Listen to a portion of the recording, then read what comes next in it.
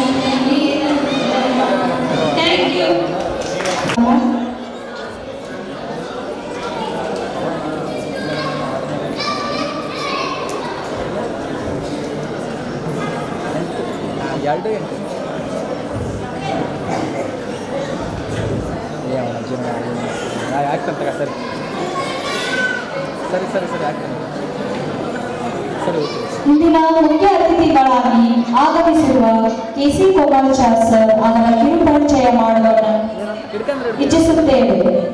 ಶ್ರೀಯುತರು police sub inspector ಆಗಿ ಕಾರ್ಯನಿರ್ವಹಿಸುತ್ತಾರೆ ಹಾಗೂ ಕನ್ನಡದ ಸಾಹಿತಿ ಕೂಡ ಹೌದು.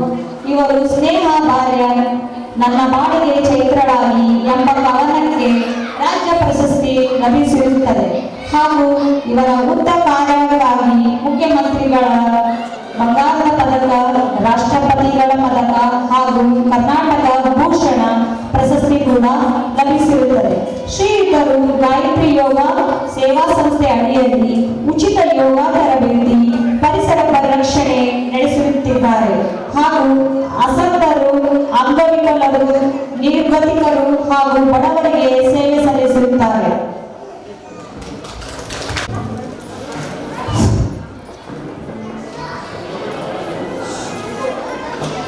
Now may I call upon Mr. Sunil Kumar, Center Head, to come forward and do the welcome speech. So good evening everyone. So today we are celebrating our second annual day celebration. So this is not just celebration, it gives stage courage, peer interaction and some more opportunity to our new children. And first of all I would like to welcome Mr. K.C. Komlacharya sir. We are very very much honored to have as our chief guest. Welcome, you, sir.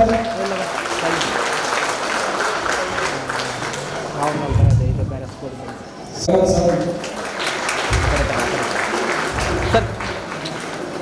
Miss Rupa Bharti. Miss Rupa Bharti, Education Department, Rana.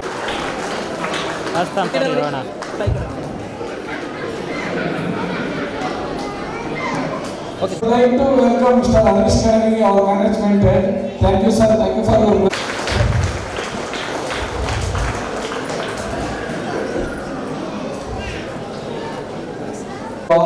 On behalf of our school management, teachers, and dear children, on behalf of all, I would like to welcome you. Thank you for your presence. Thank you.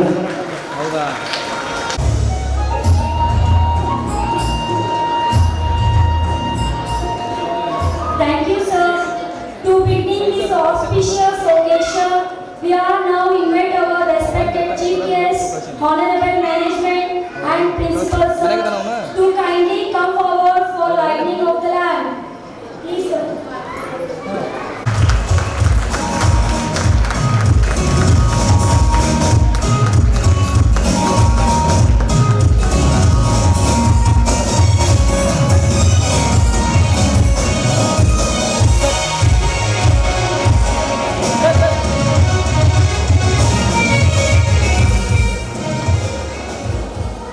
Om Asato Ma Sadgamaya Tamaso Ma Jyotirgamaya Mrityorma Amritam Gamaya Om Shanti Shanti Shanti Om Venkateshana. Thank you for everyone. Now, I would like to request Miss. Thank you everyone. Today everyone has come here. It is very pleasant for us. Respected chief guest, respected principal sir, teachers, parents and my dear students. Our Eurokids school is franchise of Eurokids International. This is our second annual concert. From last 2 years, we are serving your children and we are very happy to serve you. Our Eurokids school, we are having 2 branches in Ranebellur. One is in Vinayak Nagar and another one is in Siddharth Nagar. We are having student strength of 80 students are there. We started with in 2024 with 40 students and now this year it has been doubled. Now we are at 80. Eurokids International School is spread over all over the India, over 400 plus cities and more than 1700 branches are there and almost in every major cities Eurokids International we are having. The main thing, the differentiate between other schools and our school is that we are having a vision of giving quality education. Because of that quality education, the main thing is the activity-based, Montessori-based and experience-based learning we are providing to teachers from to students. Our teachers are well trained and even principals and all other staffs are well trained and even our supporting staff and from Eurokids also they will be visiting for a while and they will be it will be controlled by Eurokids only.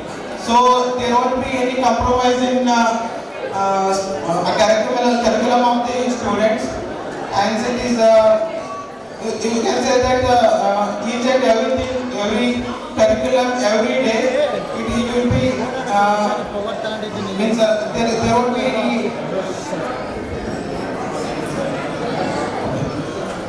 each and every day they will be looking about our school, whatever they are teaching, everything it is there. We have gathered here with a good number of there to see your child's performance, so I don't take much time. Hence, I wish I will congratulate each and every student of us. It's a pleasure for us to serve you.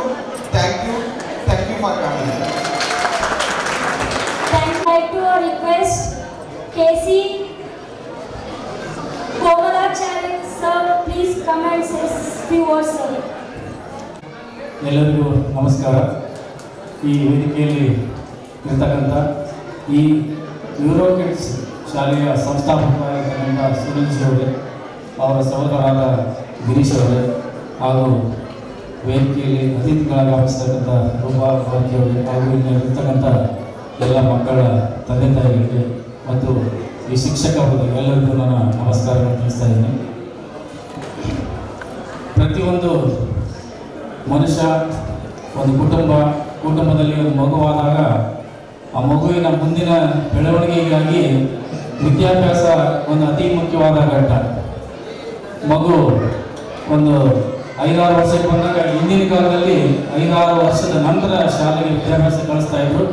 ಇತ್ತೀಚಿನ ದಿನಗಳಲ್ಲಿ ಅದು ಒಂದು 3 ವರ್ಷದಿಂದನೇ ಪ್ರಾರಂಭ ಆಗ್ತಾ ಇದೆ.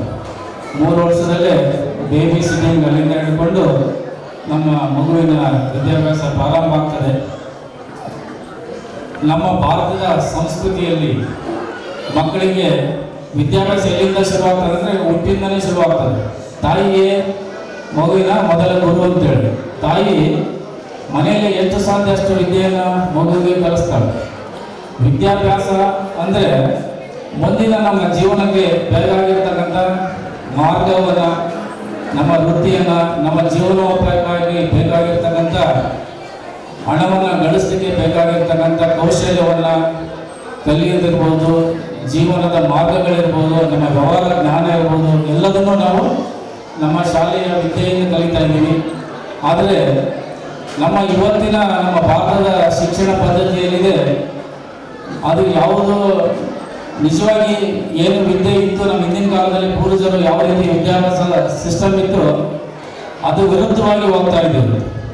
ಇವತ್ತು ಕೇವಲ ಅಂಕಗಳಿಗೆ 100ಕ್ಕೆ 100 marks ತಗೋಬೇಕಂತ ಅದೇ ಒಂದು ಗುರಿಯನ್ನು ಇಟ್ಕೊಂಡು ಇವತ್ತೆಲ್ಲ ಮ್ಯಾಕ್ಸಿಮಮ್ ಆಗಿ ಹೈಯೆಸ್ಟ್ ಪರ್ಸೆಂಟೇಜ್ ಆ ಅಂಕಗಳ ಹಿಂದೆ ಎಲ್ಲ ಓಡ್ತಾ ಇದ್ದಾರೆ. ಆದರೆ ನಿಜವಾದ ವಿದ್ಯಾಭ್ಯಾಸ ಅಂದರೆ ಹಿಂದಿನ ಕಾಲದಲ್ಲಿ ನಮ್ಮ ಪೂರ್ವಜರು ಗುರುಕುಲದಲ್ಲಿ ಶಿಕ್ಷಣವನ್ನು ಕಲಿಸ್ತಾ ಇದ್ರು.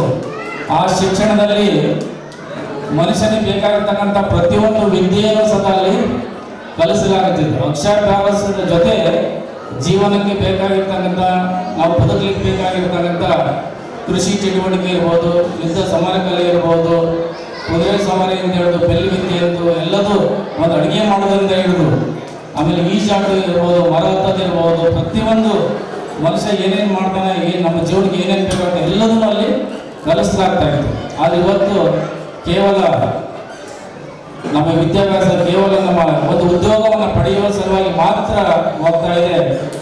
ಅದಕ್ಕೋಸ್ಕರ ಇಲ್ಲಿ ಈ ಶಾಲೆಯಲ್ಲಿ ಏನು ವಿದ್ಯೆಯನ್ನು ಕಲಿತಾರೆ ಮಕ್ಕಳು, ಆ ಮಕ್ಕಳಿಗೆ ನಾವು ಏನು ವಿಚಾರ ಹೇಳಿದ್ರು ಅವ್ರ ಮಕ್ಕಳ ತಲೆಗೆ ಹೋಗುದಿಲ್ಲ. ಅದಕ್ಕೆ ಅವ್ರ ತಂದೆ ತಾಯಿಗಳಿಗೆ ಸ್ವಲ್ಪ ಕೆಲವು ವಿಚಾರಗಳನ್ನು ತಿಳ್ಕೊಂಡ್ರೆ ನಮ್ಮ ಮಕ್ಕಳಿಗೆ ಯಾವ ರೀತಿ ನಾವು ವಿದ್ಯೆಯನ್ನು ಕೊಡಬೇಕು, ಯಾವ ರೀತಿ ಅವರನ್ನು ಕಲಿಸ್ಬೇಕು ಅನ್ನೋದ್ರ ಬಗ್ಗೆ ಸ್ವಲ್ಪ ಗಮನ ಕೊಡಬೇಕಾದಂಥದ್ದು ಅತಿ ಅವಶ್ಯಕ ಆಗಿದೆ. ಇವತ್ತು ತಂದೆ ತಾಯಿಗಳೇ ವಿದ್ಯಾವಂತರಾದರೆ ಅವರಿಗೆ ಸರಿಯಾದ ಮಾರ್ಗ, ಸರಿಯಾದ ಜ್ಞಾನ ಸಿಕ್ಕಿದರೆ ಅವ್ರ ಮಕ್ಕಳನ್ನ ಒಳ್ಳೆಯ ರೀತಿ ಬೆಳೆಸಲಿಕ್ಕೆ ಸಾಧ್ಯ ಆಗ್ತದೆ. ಮಕ್ಕಳಿಗೆ ಆದಷ್ಟು ಅವರು ಎಷ್ಟು ಯಾವ ಚಟುವಟಿಕೆಯಲ್ಲಿ ಮುಂದುವರಿತಾರೆ, ಅವ್ರು ಏನು ಇಷ್ಟಪಡ್ತಾರೆ ಆ ಮಾರ್ಗದಲ್ಲಿ ಅವ್ರಿಗೆ ನಾವು ಸಪೋರ್ಟ್ ಮಾಡ್ತಾ ಹೋದರೆ ನಿಜವಾಗಿ ಅವರೊಂದು ಒಳ್ಳೆಯ ವೃತ್ತಿಯನ್ನು ಹಿಡಿಯಲಿಕ್ಕೆ ಅಥವಾ ಜೀವನದಲ್ಲಿ ಒಂದು ಯಶಸ್ಸನ್ನು ಕಾಣಲಿಕ್ಕೆ ಸಾಧ್ಯ ಆಗ್ತದೆ. ಮಕ್ಕಳಲ್ಲಿ ಯಾವುದ್ರ ಬಗ್ಗೆ ಆಸಕ್ತಿ ಇದೆ ಅನ್ನೋದನ್ನು ನಾವು ಗುರುತಿಸಿ ಅದಕ್ಕೆ ಪ್ರೋತ್ಸಾಹವನ್ನು ಕೊಡ್ತಾ ಹೋಗಬೇಕು. ಅದೇ ರೀತಿ ಮಕ್ಕಳನ್ನ ನಾವು ಅಂಕಗಳ ಹಿಂದೆ ಹೋಗದಂಗೆ ಅವರಿಗೆ ಪ್ರತಿಯೊಂದನ್ನು ನಮ್ಮ ಭಾರತದ ಸಂಸ್ಕೃತಿ ಏನಿದೆ, ಹಿರಿಯರಿಗೆ, ತಂದೆ ತಾಯಿಗಳಿಗೆ, ಗುರುವರಿಗೆ ಯಾವ ರೀತಿ ಗೌರವವನ್ನು ಕೊಡಬೇಕು, ನಮ್ಮ ಸಂಸ್ಕೃತಿ ಸಂಸ್ಕಾರವನ್ನು ಯಾವ ರೀತಿ ಉಳಿಸಬೇಕು ಅನ್ನೋದ್ರ ಬಗ್ಗೆ ವಿವರಗಳನ್ನು ಕಲಿಸಬೇಕಾಗಿದೆ. ನಾವು ಪೊಲೀಸ್ ಡಿಪಾರ್ಟ್ಮೆಂಟ್ನಲ್ಲಿ ಕೆಲಸ ಮಾಡುವಾಗ ಭಾಳಷ್ಟು ಕಂಪ್ಲೇಂಟ್ ಬರ್ತಾ ಇತ್ತು. ಗಂಡ ಹೆಂಡತಿ ಜಗಳಾಗಿ ಭಾಳಷ್ಟು ಕಂಪ್ಲೇಂಟ್ ಬಂದಾಗ ಎಷ್ಟು ಕಂಪ್ಲೇಂಟ್ ಮಾಡ್ತಾರೆ, ಹೆಣ್ಮಕ್ಳಿಗೆ ಮನೆ ಕೆಲಸ ಮಾಡಕ್ಕೆ ಬರೋದಿಲ್ಲ, ಅಡುಗೆ ಮಾಡಕ್ಕೆ ಬರೋದಿಲ್ಲ, ಆ ರೀತಿ ಕಂಪ್ಲೇಂಟ್ಗಳು. ಮನೆಯಲ್ಲಿ ಅಡುಗೆ ಮಾಡೋದು ತಂದೆ ತಾಯಿಗಳು ಮಕ್ಕಳಿಗೆ ಕಲಿಸಿದ್ರೆ ಅವ್ರು ಅಡುಗೆ ಮಾಡೋದು ಕಲಿತಾರೆ. ಏನು ಮಗಳು ಓದಿ ಬಿಡು, ಅವಳಿಗೆ ಹೋಮ್ವರ್ಕ್ ಭಾಳ ಇರ್ತದೆ, ಓದೋದು ಭಾಳ ಇರ್ತದೆ, ಅವಳಿಗೆ ಮನೆ ಕೆಲಸ ಹಚ್ಚಬೇಡ್ರಿ, ಈ ರೀತಿ ಭಾವನೆಯಿಂದ ತಂದೆ ತಾಯಿಗಳು ಮನೆ ಕೆಲಸ ಮಾಡೋಕ್ಕೆ ಮಕ್ಕಳಿಗೆ ಹಚ್ಚೋದಿಲ್ಲ. ಅದಕ್ಕೋಸ್ಕರ ಮಕ್ಕಳಿಗೆ ಪ್ರತಿಯೊಂದು ಮನೆ ಕೆಲಸ ಮಾಡೋದನ್ನ ರೂಢಿ ಮಾಡಬೇಕು. ಗಂಡು ಮಕ್ಕಳ ಸಹ ಅಡುಗೆ ಮಾಡೋದನ್ನ ಸಹ ಕಲಿಬೇಕು. ಇವತ್ತಿನ ಕಾಲ ನೋಡ್ತಾ ಇದ್ರ ಎಲ್ಲರೂ ಒಂದು ಇಂಜಿನಿಯರಿಂಗು ಬೇರೆ ಬೇರೆ ಓದಿ ನಂತರ ಬೆಂಗಳೂರಿಗೆ ಎಲ್ಲ ಒಂದು ಕಡೆ ಕೆಲಸಕ್ಕೆ ಹೋದಾಗ ಅವ್ರು ಬೇಕಾದ ಒಳ್ಳೆ ಶುದ್ಧವಾದ ಆಹಾರ ಸಿಗಲ್ಲ. ಅವಾಗ ಸ್ವತಃ ಅವ್ರಿಗೆ ಅಡುಗೆ ಮಾಡಕ್ಕೆ ಬಂದರೆ ಅವ್ರು ಅಡುಗೆ ಮಾಡ್ಕೊಂಡು ಜೀವನ ಮಾಡಲಿಕ್ಕೆ ಸಾಧ್ಯ ಆಗ್ತದೆ.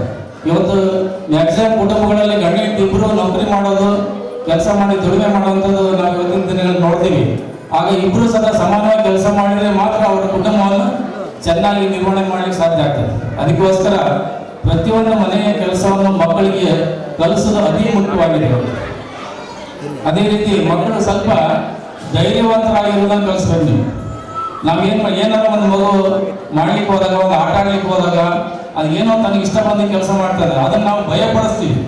ಅದು ಮಾಡಬೇಡ, ಇದು ಮಾಡ್ತಾರೆ, ಬೀಳ್ತೀಯ ಹೇಳ್ತೀಯ, ಆ ರೀತಿ ಭಯಪಡಿಸಿ ಆ ಮಗುವಿನಲ್ಲಿ ಭಯವನ್ನು ತುಂಬ್ತೀವಿ.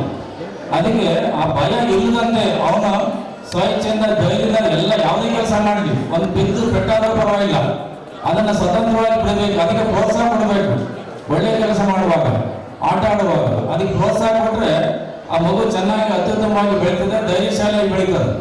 ಇವತ್ತು ಎಷ್ಟೋ ಜನ ಸಾಫ್ಟ್ವೇರ್ ಇಂಜಿನಿಯರ್ ಸಹ ಸಮಾಜದಲ್ಲಿ ಹೊರಗೆ ಬಂದಾಗ ಸಾರ್ವಜನಿಕರ ಜನರೊಂದಿಗೆ ಮಾತಾಡಕ್ಕೆ ಬರಲಿಲ್ಲ. ಅವರು ಧೈರ್ಯವಾಗಿ ಯಾರ ಜೊತೆ ಮಾತಾಡೋದಿಲ್ಲ, ವ್ಯವಹಾರವನ್ನು ಮಾಡೋದಿಲ್ಲ, ಸ್ವಲ್ಪ ಹಿಂಜರಿತಾರೆ, ಭಯ ಪಡ್ತಾರೆ. ಇವತ್ತಿನ ಸಮಾಜದಲ್ಲಿ ರಸ್ತೆ ಮೇಲೆ ಬಿದ್ದರೆ ಸಾಕು, ಎಲ್ಲಾದ್ರೂ ಏನಾದ್ರು ಒಂದು ಗಲಾಟೆ ಆಗ್ತದೆ. ಯಾರ ಬಸ್ನಲ್ಲಿ ಹೋಗುವಾಗ ಸದಾ ಒಂದು ಸ್ವಲ್ಪ ಯಾರಿಗಾರ ಮೈ ಪಡೆದ್ರೆ ಜೋರು ಮಾಡ್ತಾರೆ, ಗಲಾಟೆ ಮಾಡ್ತಾರೆ. ಎಲ್ಲದನ್ನು ಎದುರಿಸುವಂಥ ಶಕ್ತಿ ಆ ಮಕ್ಕಳಿಗೆ ಬರಬೇಕಂತಂದ್ರೆ ಅವರು ಧೈರ್ಯವಾಗಿ ಇರೋದನ್ನ ಅವರಿಗೆ ನಾವು ಸ್ವಲ್ಪ ಕಲಿಸ್ಬೇಕಾಗ್ತದೆ. ಅದೇ ರೀತಿ ಮಕ್ಕಳಿಗೆ ಒಂದು ಸ್ಲೋಗನ್ ಇದೆ, physically fit, mental awake, ಮೊರಲಿ straighten. ಈ 3 ಗುಣಗಳು ಅತಿ ಮುಖ್ಯವಾಗಿದೆ. ಈ 3 ವಿಷಯದಲ್ಲಿ ನೀವು ಮಕ್ಕಳನ್ನ ಚೆನ್ನಾಗಿ ಬೆಳೆಸಬೇಕು. ಫಿಸಿಕಲಿ ಫಿಟ್, ದೈಹಿಕವಾಗಿ ಆರೋಗ್ಯವಂತರಾಗಿರ್ಬೇಕು. ಶರೀರವನ್ನು ಯಾವುದೇ ಕಾಯಿಲೆಗಳು ಬರದಂತೆ ನೋಡ್ಕೋಬೇಕಂದ್ರೆ ಅವ್ರು ಫಿಸಿಕಲಿ ಫಿಟ್ ಆಗಿರ್ಬೇಕಂದ್ರೆ ಅವರಿಗೆ ಒಳ್ಳೆಯ ಆಹಾರವನ್ನು ಕೊಡೋದು ಅತಿ ಮುಖ್ಯ. ಶುದ್ಧವಾದ ಆಹಾರ, ಅವ್ರಿಗೆ ಏನು ಬೇಕು, ಅವ್ರಿಗೆ ಇಷ್ಟಪಡ್ತಾರೆ ಅದನ್ನ ಮನೆಯಲ್ಲಿ ಸ್ವತಃ ತಯಾರು ಮಾಡಿ ಅವ್ರಿಗೆ ಆಹಾರವನ್ನು ಕೊಡಬೇಕು ನೀವು.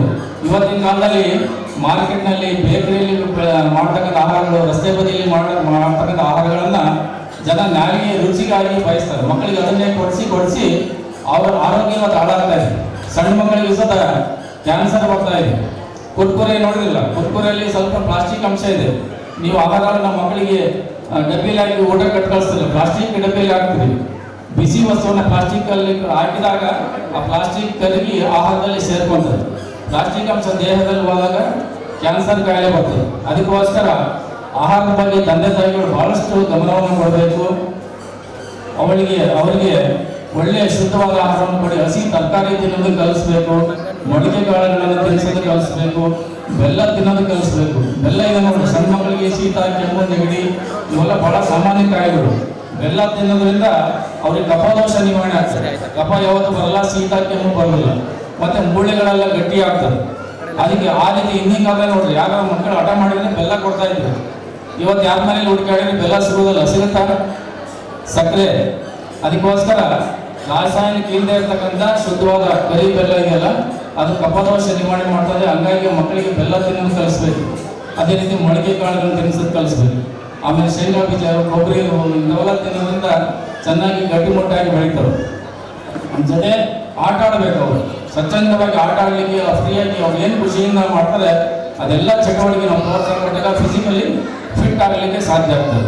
ಅದೇ ರೀತಿ ಮೆಂಟಲಿ ಅವೇಕ್ ಅಂದರೆ ಮಾನಸಿಕವಾಗಿ ಜಾಗೃತ ಆಗಿರ್ಬೇಕಂತ. ಯಾವಾಗಲೂ ನಮ್ಮ ಎದುರಿಗೆ ಏನೇ ಒಂದು ಸಂದರ್ಭ ಬರಲಿ ಅದನ್ನು ಯಾವ ರೀತಿ ಪಾರಾಗಬೇಕು, ಜಾಗೃತ ಆಗಿರಬೇಕು. ರಸ್ತೆ ಮೇಲೆ ಇವತ್ತು ಯಾರೂ ಓಡಾಡಲಿಕ್ಕೆ ಸಾಧ್ಯವಿಲ್ಲ, ಅಷ್ಟು ವಾಹನಗಳ ದಟ್ಟಣೆ ಹೆಚ್ಚಾಗಿ ನೀವು ಸಣ್ಣ ಮಕ್ಕಳನ್ನ ರಸ್ತೆಗೆ ಬಿಡೋದಕ್ಕೆ ಸ್ವಲ್ಪ ಭಯ ಬರ್ತದೆ. ಶಾಲೆಗೆ ಮಕ್ಕಳು ಕಳಿಸಿ ವಾಪಸ್ ಬರೋತನಕ ನಿಮಗೆ ಸಮಾಧಾನ ಇರೋದಿಲ್ಲ, ಅಷ್ಟು ವಾಹನಗಳ ಭರಾಟೆ. ಅವ್ರಿಗೆ ಬೇರೆ ಯಾವುದೇ ಜೀವದ ಬಗ್ಗೆ ಭಯ ಇರಲ್ಲ. ಇವತ್ತಿನ ಯುವಕರೇನಿದ್ದಾರೆ, ಯುವ ಪೀಳಿಗೆ ಯಾವುದೇ ಗೊತ್ತಿಲ್ಲ, ಸ್ಪೀಡಾಗಿ ಹೋಗೋದು, ಬೈಕನ್ನು ಚೇಂಜ್ ಮಾಡತಕ್ಕಂಥದ್ದು, ಸೌಂಡಾಗಿ ಜೋರಾಗಿ ಹೋಗತಕ್ಕಂಥದ್ದು, ಯಾರಿಗೆ ಡಿಕ್ಕಿ ಹೊಡೆದ್ರು ಪರವಾಗಿಲ್ಲ, ಹೌದಾ?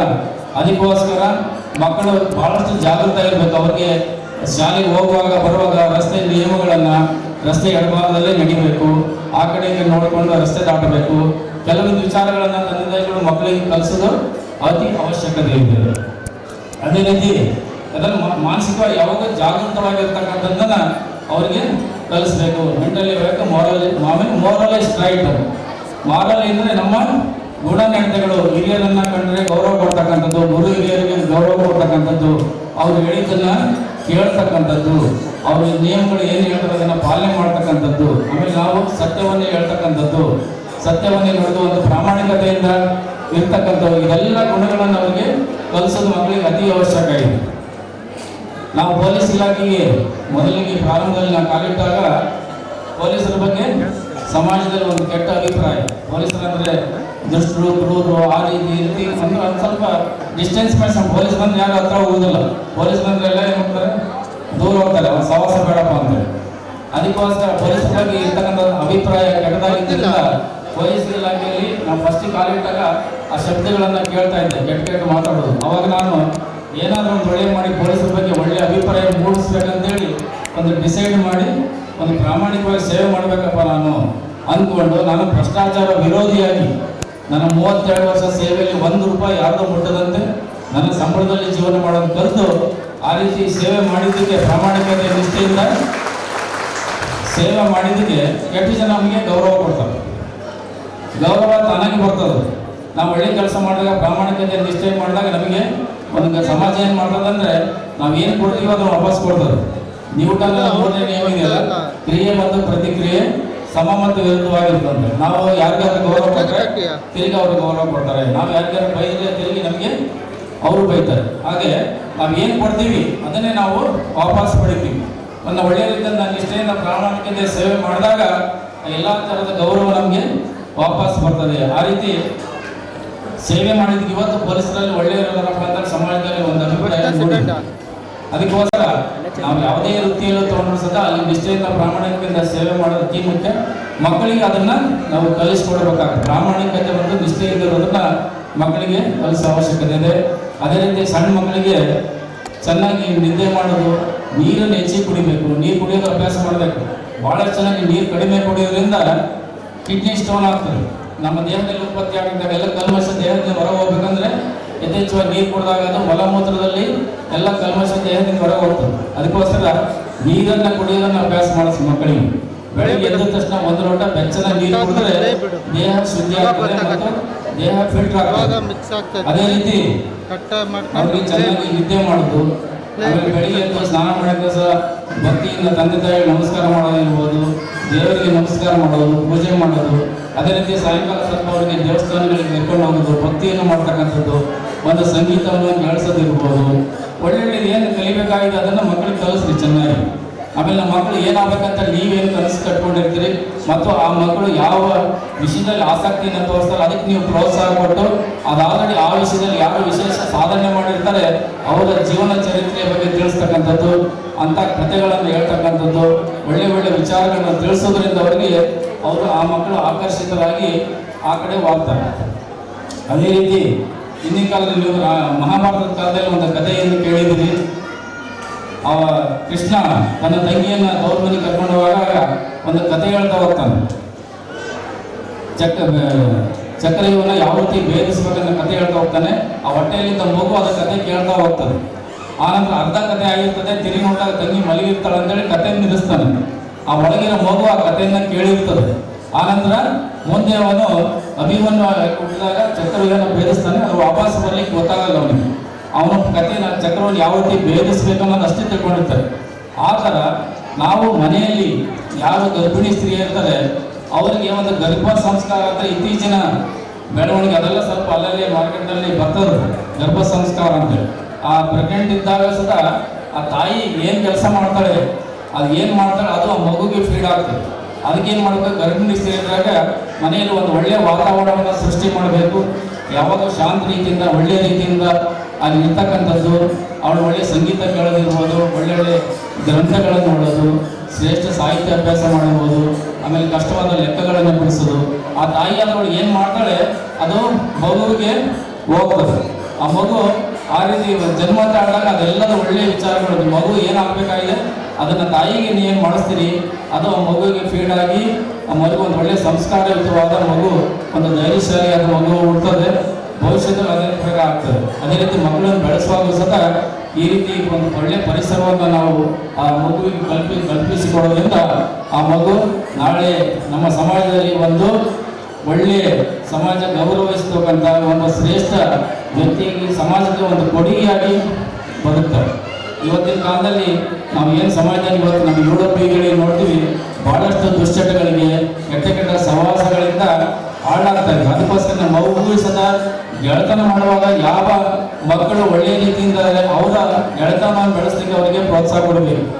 ಶಾಲೆಯಲ್ಲಿ ಯಾರು ಹೆಚ್ಚಿಗೆ ಓದ್ತಾರೆ, ಚೆನ್ನಾಗಿ ಓದ ಎಷ್ಟು ಮಾರ್ಕ್ಸ್ ಅಂತ ಅಂತರ ದೋಸ್ತಿ ಬೆಳೆಸಬೇಕು. ಯಾರಾದ್ರೂ ಆಟ ಆಡ್ತಾರೆ ಚೆನ್ನಾಗಿ ಅಂಥವ್ರು ದೋಸ್ತಿ ಬೆಳೆಸಬೇಕು. ಅದನ್ನು ಸಹ ನಾವು ತಂದೆ ತಾಯಿಯಾದವರು ಮಕ್ಕಳು ಯಾರು ಫ್ರೆಂಡ್ಶಿಪ್ಪನ್ನು ಬೆಳೆಸಿದರೆ ಅದನ್ನೆಲ್ಲ ಅಬ್ಸರ್ವ್ ಮಾಡಿ ಸ್ವಲ್ಪ ಅವುಗಳನ್ನ ತಪ್ಪು ತಿಂಡಿಗಳನ್ನು ತಿದ್ದಿ ಸರಿಯಾದ ದಾರಿಯಲ್ಲಿ ತರುವುದು ಅತಿ ಅವಶ್ಯಕವಾಗಿದೆ. ಎಲ್ಲ ಮಕ್ಕಳು ನಿಮ್ಮ ಮಕ್ಕಳ ಬಗ್ಗೆ ತಂದೆ ತಾಯಿಗಳು ದೊಡ್ಡ ದೊಡ್ಡ ಕನಸನ್ನು ಕಟ್ಕೊಂಡಿರ್ತೀರಿ. ಆ ಎಲ್ಲ ಕನಸುಗಳು ಈಡೇರಿಸುವಂಥ ನಿಮ್ಮೆಲ್ಲ ಗಮನ ಇರಲಿ. ಆ ಮಕ್ಕಳಿಗೆ ಆ ರೀತಿ ನೀವು ಫೋಕಸ್ ಮಾಡಿ ನಿಮ್ಮ ಮಕ್ಕಳ ಕನಸು ನನಸಾಗಲಿ, ಅವರ ಭವಿಷ್ಯ ಉಜ್ವಲ ಆಗಲಿ, ಅವರಿಗೆ ಸಕಲ ಸುಖ ಶಾಂತಿ ಸಮೃದ್ಧಿ ಪ್ರಾಪ್ತಿಯಾಗಲಿ ಅಂತ ಹಾರೈಸಿ ನನಗೆ ಈ ಕಾರ್ಯಕ್ರಮಕ್ಕೆ ಆಗಮಿಸಿ ಈ ಕಾರ್ಯಕ್ರಮದಲ್ಲಿ ಅತಿಥಿಯಾಗಿ ಕರೆಸಿ ಮಾತಾಡಲಿಕ್ಕೆ ಅವಕಾಶ ಕೊಟ್ಟಂತ ಈ ಸಂಸ್ಥೆಯವರಿಗೆ ವಂದಿಸಿ ನಾನು ಎರಡು ಮಾತಾಡ್ತೀನಿ. We are truly grateful for your presence and for sharing your thoughts and motivating words with us today. Thank you, sir. Please a big round of applause. I like to request Miss Rupa Bharti ma'am, please share few words, ma'am. ಈ euro kids pre primary ಸ್ಕೂಲ್ನ ಶಾಲಾ ವಾರ್ಷಿಕೋತ್ಸವದ ಕಾರ್ಯಕ್ರಮದ ವೇದಿಕೆ ಮೇಲೆ ಆಸೀನರಾಗಿರ್ತಂಥ ಮುಖ್ಯ ಅತಿಥಿಗಳಿಗೆ, ಶಾಲಾ ಆಡಳಿತ ಮಂಡಳಿಗಳಿಗೆ ಹಾಗೂ ಶಾಲಾ ಮುಖ್ಯ ಶಿಕ್ಷಕರಿಗೆ ಇವತ್ತಿನ ದಿನ ಇಲ್ಲಿ ಕರೆದು ನನಗೊಂದೆರಡು ಮಾತು ಮಾತಾಡೋಕ್ಕೆ ಅವಕಾಶ ಕೊಡೋದಕ್ಕೆ ಧನ್ಯವಾದ. ಈಗ ನಾನು ಏನು ಮಾತಾಡಬೇಕು ಅಂತ ಅಂದ್ಕೊಂಡಿದ್ದ ಅದನ್ನೆಲ್ಲ ಈಗ ಸರ್ ಕೊಮ್ಲಾಚಾರಿ ಸರ್ ಮಾತಾಡಿದ್ದಾರೆ. ಅವ್ರು ಎಷ್ಟು ಯೂಸ್ಫುಲ್ ಆಗಿ ಮಾತಾಡಿದ್ದಾರೆ ಅಂದರೆ ಅದನ್ನು ದಯವಿಟ್ಟು ನೀವು ಅಳವಡಿಸ್ಕೊಳ್ಬೇಕು. ಯಾಕೆಂದರೆ ಈಗ 30 ವರ್ಷದ ಹಿಂದಿನ ಕಾಲದಲ್ಲಿ ನಮ್ಮ ಮಗು ಸ್ಕೂಲಿಗೆ ಹೋಗ್ತಾ ಇದೆ, ನಮ್ಮ ಮಗು ಒಂದು ಜವಾಬ್ದಾರಿಯುತ ವ್ಯಕ್ತಿ ಆಗ್ತಾನೆ ಅಂತ ಪೇರೆಂಟ್ಸ್ ಅನ್ಕೊತಾ ಇದ್ರು. ಹಾಗೆ ಆಗ್ತಿತ್ತು ಕೂಡ. ಆದರೆ ಇತ್ತೀಚಿನ ದಿನಗಳಲ್ಲಿ ಮಗುಗೆ ಆಗೋಕ್ಕೆ ಸಾಧ್ಯ ಆಗ್ತಾ ಇಲ್ಲ. ಯಾಕೆಂದರೆ ಆವಾಗಿನ ಕಾಲದಲ್ಲಿ ಮಗುವಿನ ಅಟ್ರಾಕ್ಷನ್ ಬೇರೆ ಕಡೆ ಸೆಳೆಯುವಂಥ ಯಾವುದೇ ಸಾಧನಗಳು ನಮ್ಮಲ್ಲಿ ಇರಲಿಲ್ಲ. ಅಪ್ಪ ಕೆಲಸ ಮಾಡ್ತಿದ್ರು, ಅಮ್ಮ ಮನೆಯೊಳಗೆ ಕೆಲಸ ಮಾಡ್ತಿದ್ರು, ಇಬ್ಬರು ಕಷ್ಟಪಡ್ತಿದ್ರು. ಆ ಕಷ್ಟ ನೋಡ್ಬಿಟ್ಟು ನಾವು ಚೆನ್ನಾಗಿ ಶಾಲೆ ಕಲಿತಿದ್ವಿ. ಶಾಲೆಯಲ್ಲಿ ಶಿಕ್ಷಕರು ಅಷ್ಟೇ ಇದರಿಂದ ಕಲಿಸ್ತಾ ಇದ್ರು. ನಾವು ಶಾಲೆಯಿಂದ ಒಂದು ಜವಾಬ್ದಾರಿಯುತ ವ್ಯಕ್ತಿಯಾಗಿ ಹೊರಗೆ ಬರ್ತಾ ಇದ್ವಿ. ನಮ್ಗೆ ಯಾವುದು ಬೇರೆ ಕಡೆ ಗಮನನೇ ಇರ್ತಿರ್ಲಿಲ್ಲ. ಯಾರ್ದೋ ಒಬ್ರು ಮನೇಲಿ ಟಿವಿ ಇರ್ತಿತ್ತು, ಎಷ್ಟೋ ಜನ ಮನೆ ಟಿವಿನೂ ನೋಡಿರ್ಲಿಲ್ಲ. ಆದರೆ ಈಗ ಕಾಲ ತುಂಬಾನೇ ಬದಲಾಗಿದೆ. ಹುಟ್ಟಿದ ಮಕ್ಕಳಲ್ಲ, ಗರ್ಭದಲ್ಲಿರೋ ಮಕ್ಕಳಿಗೂ ಮೊಬೈಲ್ ಅನ್ನೋ ಒಂದು ಸಾಧನ ಇದೆ, ಮೊಬೈಲ್ ಅನ್ನೋ ಒಂದು ವಸ್ತು ಇದೆ ಅಂತ ಮಗುಗೆ ಗರ್ಭದಲ್ಲಿನೇ ಗೊತ್ತಾಗ್ಬಿಟ್ಟಿರುತ್ತೆ. ಏಕೆಂದರೆ ತಾಯಿ, ತಂದೆ, ಅಜ್ಜ, ಅಜ್ಜಿ, ಅಣ್ಣ, ತಮ್ಮ ಎಲ್ಲರೂ ಮೊಬೈಲ್ ಇಟ್ಕೊಂಡಿರ್ತಾರೆ. ಮಗುನ ಅಕ್ಕಪಕ್ಕನೇ ಮೊಬೈಲ್ ಇಟ್ಕೊಂಡು ಓಡಾಡ್ತಿರ್ತಾರೆ. ಮೊಬೈಲೇ ಒಂದು ನಮಗೆ ಅತ್ಯಾಪ್ತ ವಸ್ತು ಆಗ್ಬಿಟ್ಟಿದೆ ಈ ಜಗತ್ತಿನಲ್ಲಿ. ಅದಕ್ಕೋಸ್ಕರ ನಾವು ಶಾಲೆ ಕಳ್ಸೋದು ಮಗುನ 4 ವರ್ಷದ ನಂತರ. 4 ವರ್ಷದ ತನಕ ಮಗು ನಮ್ಮ ಹತ್ರನೇ ಇರ್ತದೆ. ನಾವು 4 ವರ್ಷದವರೆಗೂ ಅದು ತಾಯಿ ತಂದೆಯನ್ನ ಅಬ್ಸರ್ವ್ ಮಾಡ್ಕೊಂತಾನೆ ಬರ್ತಾ ಇರ್ತದೆ. ನಾವೇನು ಮಾಡ್ತೀವಿ, ಮಗು ಚಿಕ್ಕದು ಊಟ ಮಾಡಿಸೋದು, ಅವರಿಗೆ ಏನಾರ ಆದರೆ ಹಾಸ್ಪಿಟ್ಲಿಗೆ ಕರ್ಕೊಂಡು ಹೋಗೋದು, ಕೇಳಿ ಕೊಡಿಸೋದು, ಮನಸೋದು, ಇಷ್ಟೇ ಮಾಡ್ತಿರ್ತೀವಿ ಹೊರತು ಮಗು ಏನು ಅಬ್ಸರ್ವ್ ಮಾಡ್ತಾ ಇದೆ, ನಮ್ಮಿಂದ ಏನು ತಿಳ್ಕೊತಾ ಇದೆ, ಏನು ನಾವು ಅಬ್ಸರ್ವ್ ಮಾಡಲ್ಲ. ಯಾಕಂದ್ರೆ ಮಗುವಿನ ಆರೋಗ್ಯ ಮುಖ್ಯ ಆಗಿರ್ತದೆ, ಮಗುವಿನ ಅಂದ ಚಂದ, ಆಟ ಪಾಠ, ಇಷ್ಟೇ ನಮ್ಮ ಲಕ್ಷಣ, ನಮ್ಮದು ಗುರಿ ಇರ್ತದೆ.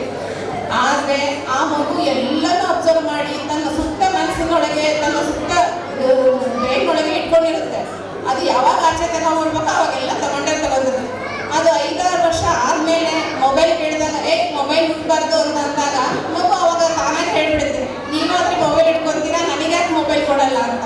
ಅದಕ್ಕೆ ನಾನು ಇಷ್ಟು ವರ್ಷ ಶಿಕ್ಷಣ ಇಲಾಖೆಯಲ್ಲಿ ಕೆಲಸ ಮಾಡ್ತಾ ಇರೋದ್ರಿಂದ ಎಷ್ಟೋ ಶಿಕ್ಷಕರ ಕಂಪ್ಲೇಂಟ್ಸು, ಪೋಷಕರ ಕಂಪ್ಲೇಂಟ್ಸು, ಮಕ್ಕಳ ಸಮಸ್ಯೆಗಳನ್ನ ನಾನು ಇತ್ತೀಚೆಗೆ ನೋಡ್ತಾ ಇರೋದ್ರಿಂದ ನನ್ನದೊಂದು ಕಳಕಳಿ ಏನಪ್ಪ ಅಂದರೆ,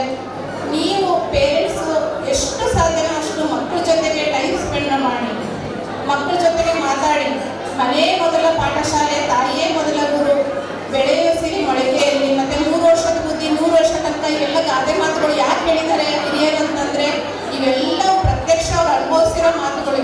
ಯಾವ ಸುಳ್ಳಲ್ಲ, ವೇದ ಸುಳ್ಳಾದ್ರೂ ಗಾದೆ ಸುಳ್ಳಾಗಲ್ಲ ಅಂತ ಮಾತಿದೆ. ಅದಕ್ಕೆ ನೀವು ಎಷ್ಟು ಸಾಧ್ಯನೋ ಅಷ್ಟು ಮಕ್ಕಳ ಹತ್ರ ಮನಸ್ಸು ಬಿಚ್ಚಿ ಮಾತಾಡೋದು, ಅವ್ರಿಗೆ ಟೈಮ್ ಕೊಡಿ ಸಾಕು, ಬೇರೆ ಏನು ಬೇಡ. ಅವ್ರಿಗೆ ಟೈಮ್ ಕೊಟ್ಟು ಅವ್ರ ಜೊತೆ ನೀವು ಅವ್ರನ್ನ ಶಾಲೆ ಕಳ್ಸೋಕ್ಕಿಂತ ಮುಂಚೆ ನೀವು ಮೆಂಟಲಿ ಪ್ರಿಪೇರ್ ಮಾಡಿದರೆ ನೆಕ್ಸ್ಟ್ ಶಾಲೆಯವ್ರು ನೋಡ್ಕೋತಾರೆ ಅವ್ರನ್ನ. ಅದು ಅಂದರೆ ಈಗ ಎಸ್ಪೆಷಲಿ ಯೂರೋಪಿಡ್ ಸ್ಕೂಲ್ ಹತ್ರ ನಾನೆಲ್ಲ ನೋಡಿ ಬಂದಿದ್ದೀನಿ. ತುಂಬ ಚೆನ್ನಾಗಿದೆ, ವಾತಾವರಣ ಚೆನ್ನಾಗಿದೆ, ಮಕ್ಕಳು ಆಟ ಆಡೋಕ್ಕೆ ಇದು ಮಾಡೋಕ್ಕೆ. ಪ್ರಿನ್ಸಿಪಲ್ ಅಂತೂ ಮಕ್ಕಳ ಥರನೇ ಮನಸ್ಸಿದೆ, ನಿಮಗೆ ಒಳ್ಳೆ ಸ್ಕೂಲೇ ಸಿಕ್ಕಿದೆ.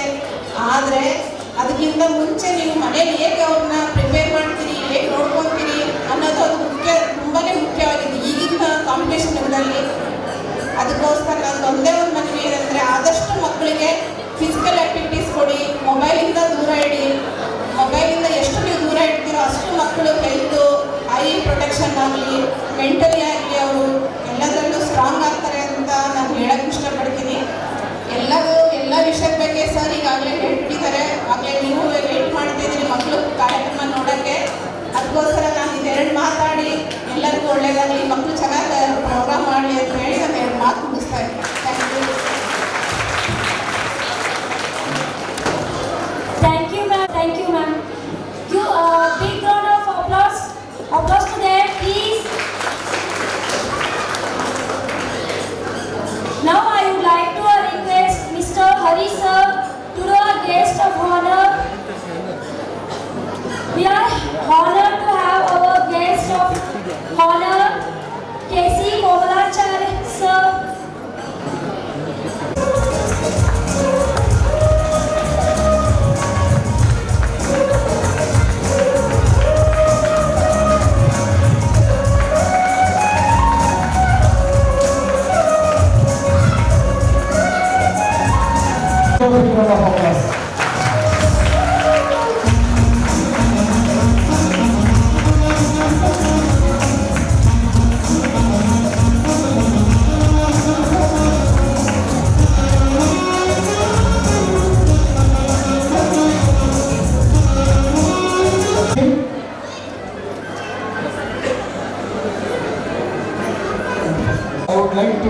I would like to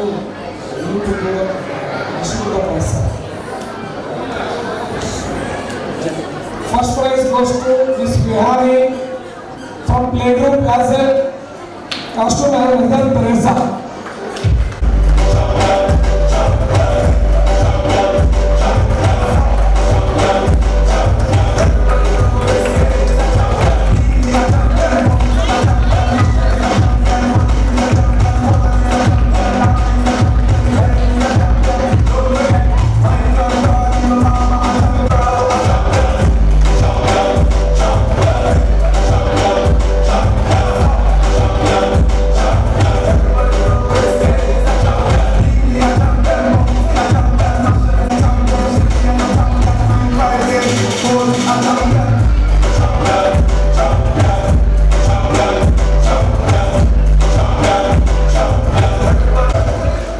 Siddhartha branch.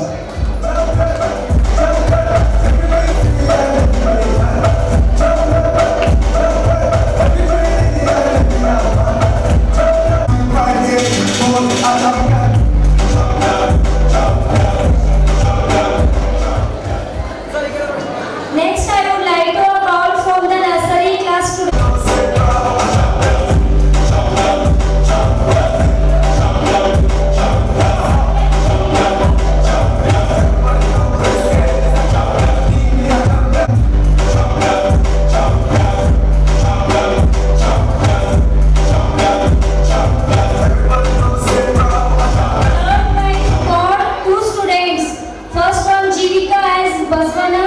second prize, Bhargav.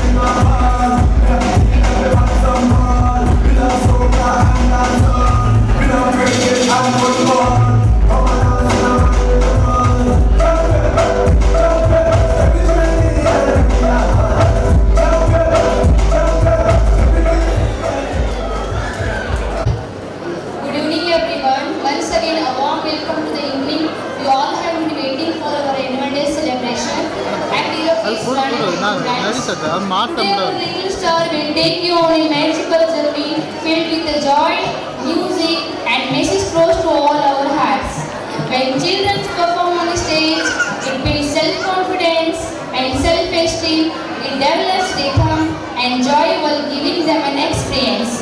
They will always remember our TV stars may be little, but their voices are powerful because every small step counts in bringing a big change. Now let's welcome the Euro Junior and Euro Senior class students for their welcome speech.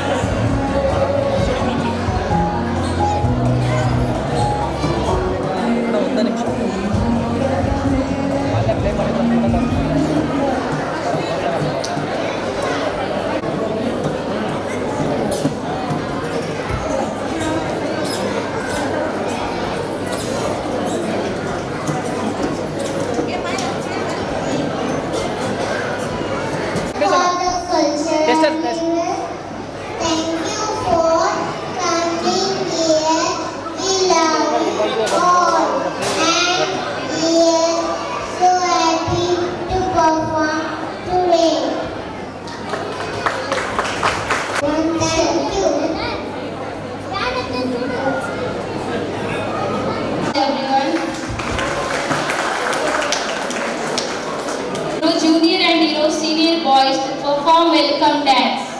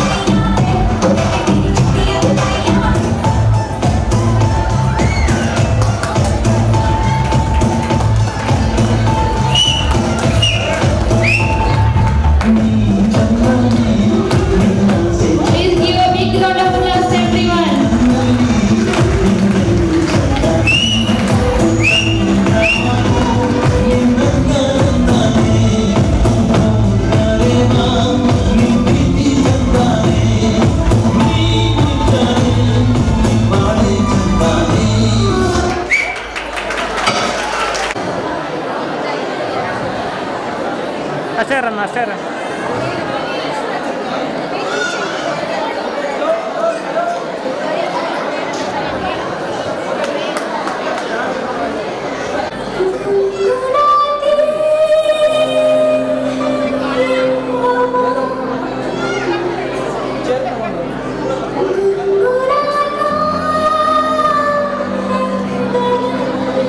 ಅಲ್ಲಿ ಬಂದ್ಬಿಡ್ತಾರೆ.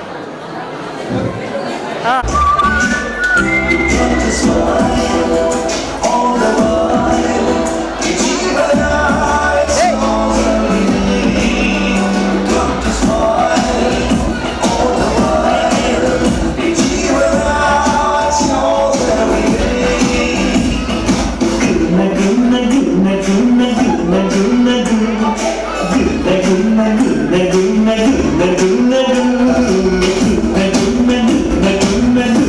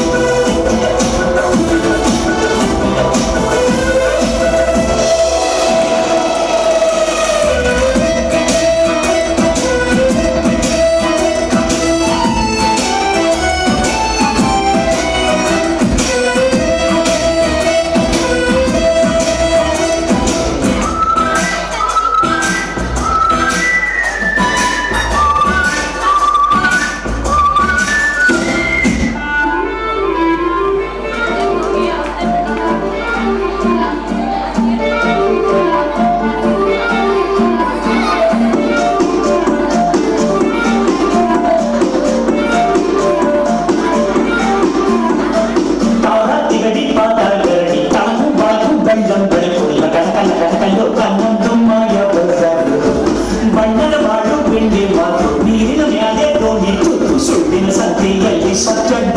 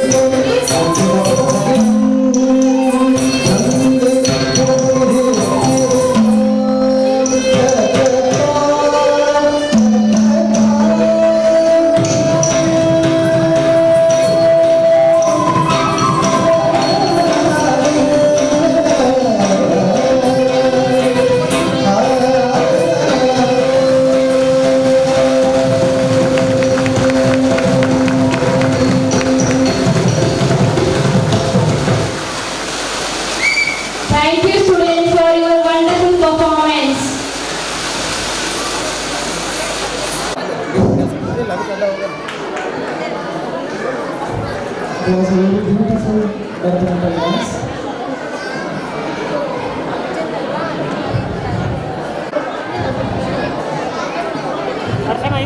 ಆಯ್ತಾ continue ತಗ continue ಹಾಕ್ತೇನೆ ನೀ ಮುಂದೆ ಹೋಗ್ಬೇಡ ಅಣ್ಣ ವಿಡಿಯೋದಾಗ ಓಟಿಂದ ಕೈ ಮಾಡ್ತೀನಿ ಹೌದಾ ನಾನು ಮುಂದೆ ಹೋಗ್ಬೇಡ ಇಲ್ಲೇ ಆ ಟೈಮ್ನಾಗ ತೆಗಿಯೋ ರೆಕಾರ್ಡ್ ಕೊಡ್ಬೇಡ ಅವಾಗ ಹಾಂ ರೆಕಾರ್ಡಿಂಗ್ ಇದ್ದಾಗ ಹೋದ್ರೆ ನಡೀತದೆ ಸ್ವಲ್ಪ ಕೆಳಗೆ ಇಲ್ಲೋಡಮ್ಮ ಸ್ವಲ್ಪ ಕೆಳಗೆ ಇಡ್ತು ಹಾಂ ಓಕೆ ಎಸ್ ಕ್ಯಾಮ್ರಾ ನೋಡಿ ಕಣ್ಮುಚ್ಚಬೇಡಿ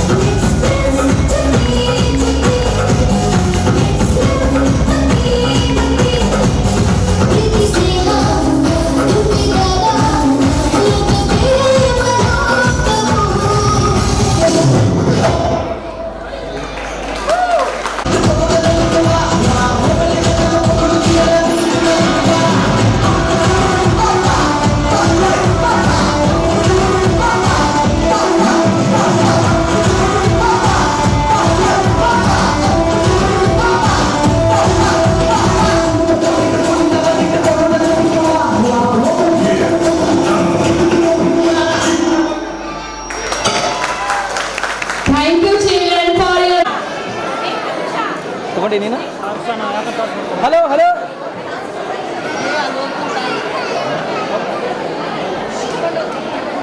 ಕ್ಲಾಸ್ ಟೀಚರ್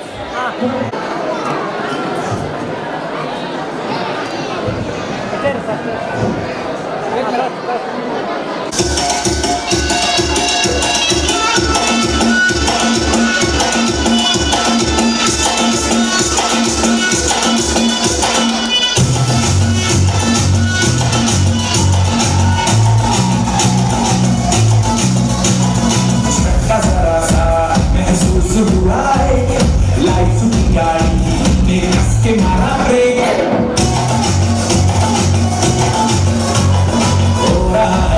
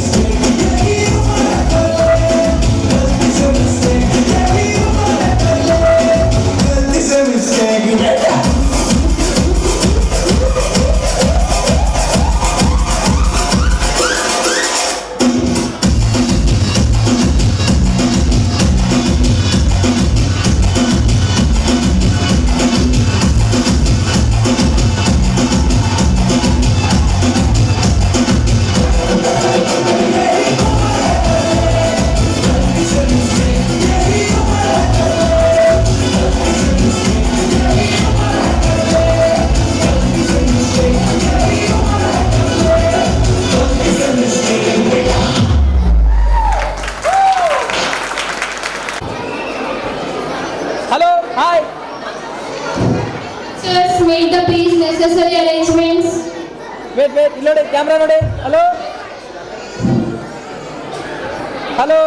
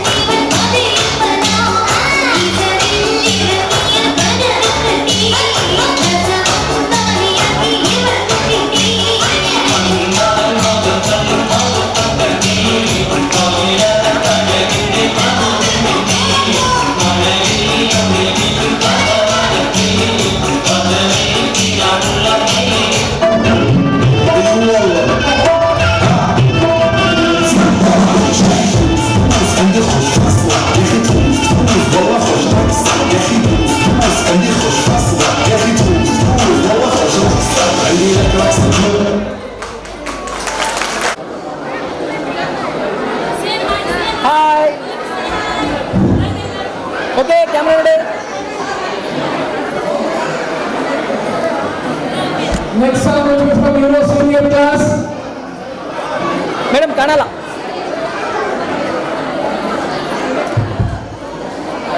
ಹಲೋ.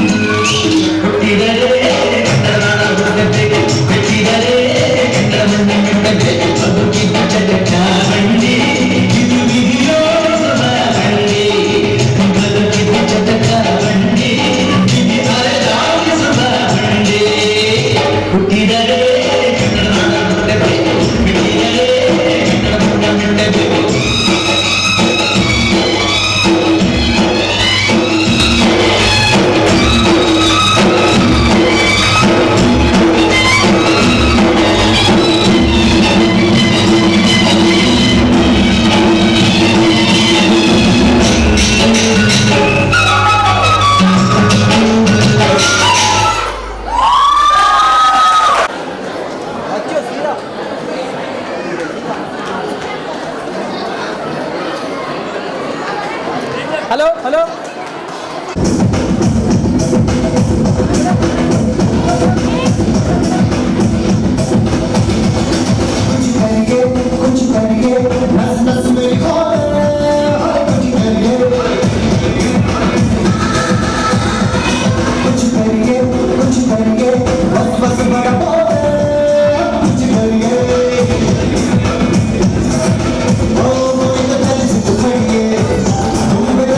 Oh,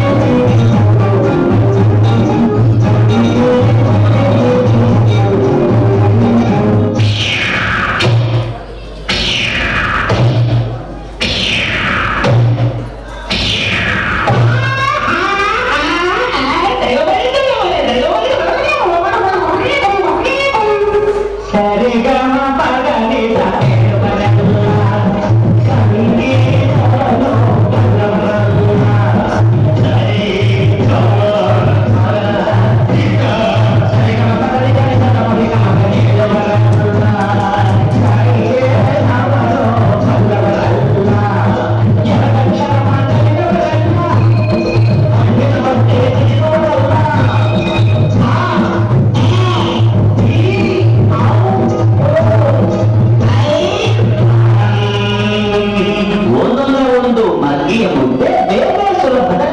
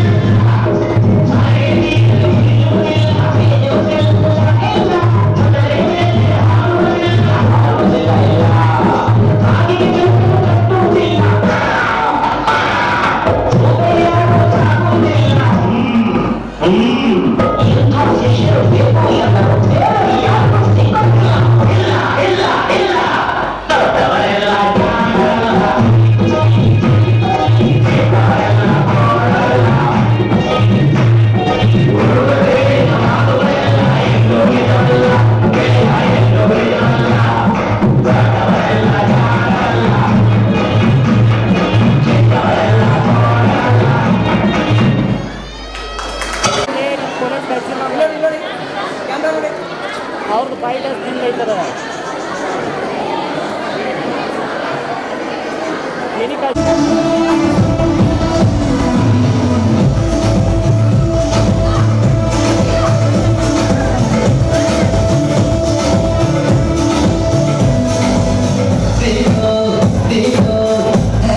बड़ी दीवानी धीरे धीरे बन जाए ना कोई कहानी देखो देखो है शाम बड़ी दीवानी धीरे धीरे बन जाए ना कोई कहानी दिल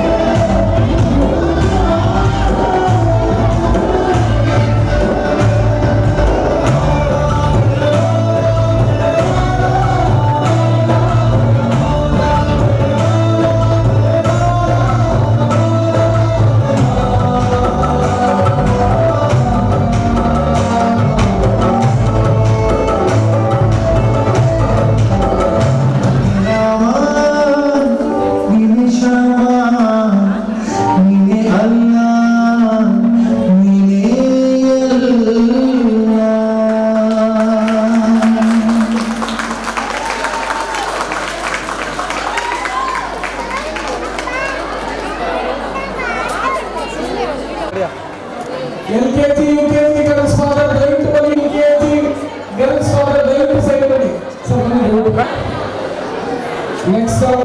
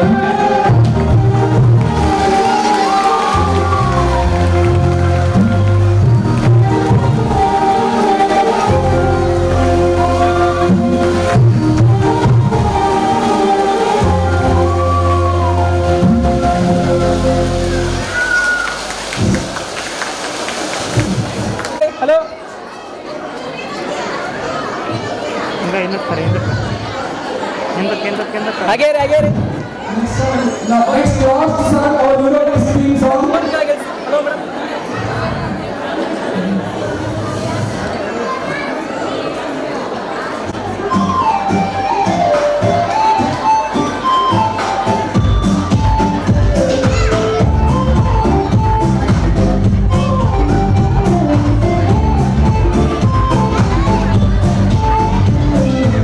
This is my happy place, princess smile on my face. I love with friends all day.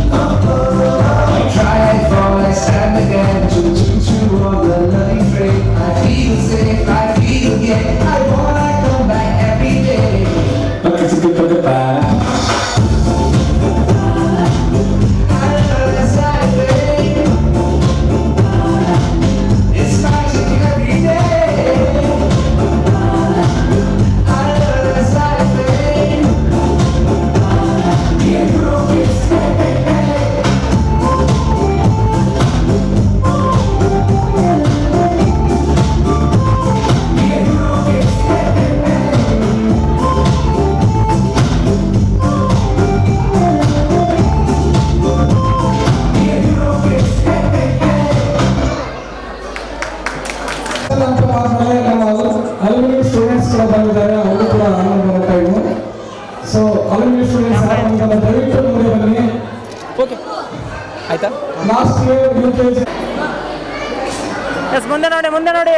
Hello hello hello ಹಾಗೇ ರೀ ಅಣ್ಣ ನಿಲ್ಲಿಸೋಣ. ಅರ್ಶಣ ಬಗ್ಗ